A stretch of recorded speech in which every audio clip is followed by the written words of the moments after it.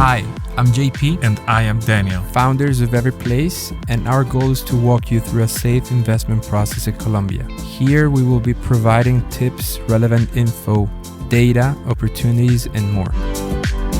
Let's get started.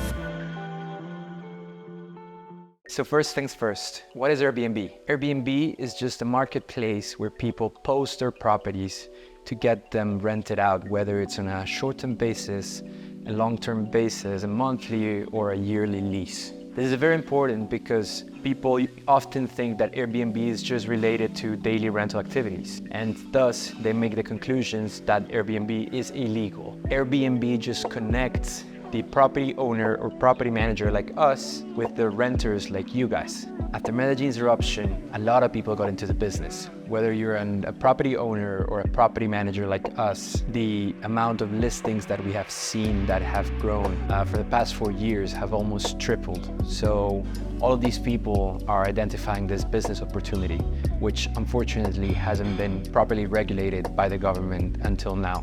So there are existing laws, but they haven't been properly enforced, if you may. Let me walk you through what those regulations are. So now that we're clear that Airbnb is just a platform, let's talk about the daily rental activities. So short-term rental activities are regulated by the government, even though sometimes they're not enforced, but there are regulations that prohibit or accept these type of commercial activities, right? The city planning of Medellin provides a zoning map. This map comes from all the way from 2014, and it will be changed again in 2026.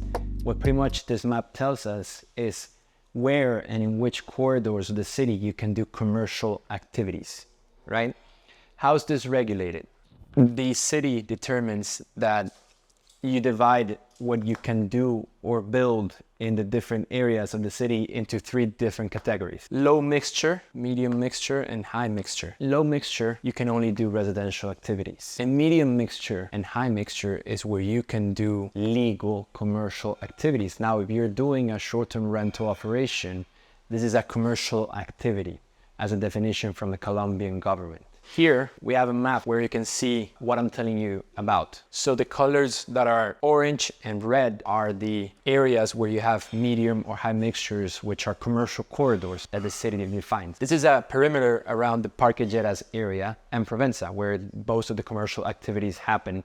And then the yellow area is where the residential activities are supposed to happen, where everyone else can live. So now that we're clear, the very first step that people miss, as I mentioned, is the zoning. The city tells us where we can do commercial activities. It's not in the whole area of Medellin, it's in specific areas. Amongst them are daily rentals, but it's where you also have hotels, restaurants, cafes, bars, clubs, nightlife, and else.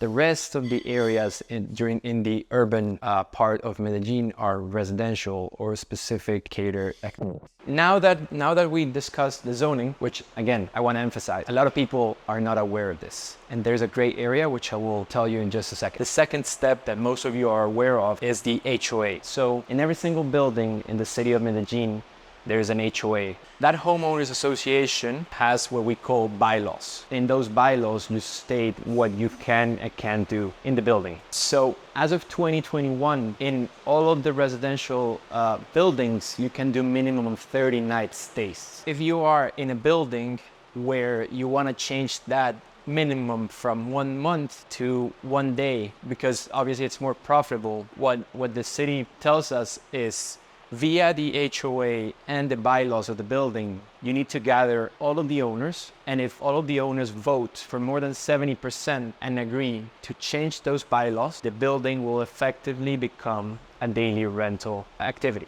This is interesting because we're starting to see a lot of older buildings that are becoming daily rental within the Poblado area because it's cheaper to buy an older unit, gather a bunch of investors and flip the building instead of going out and building from scratch.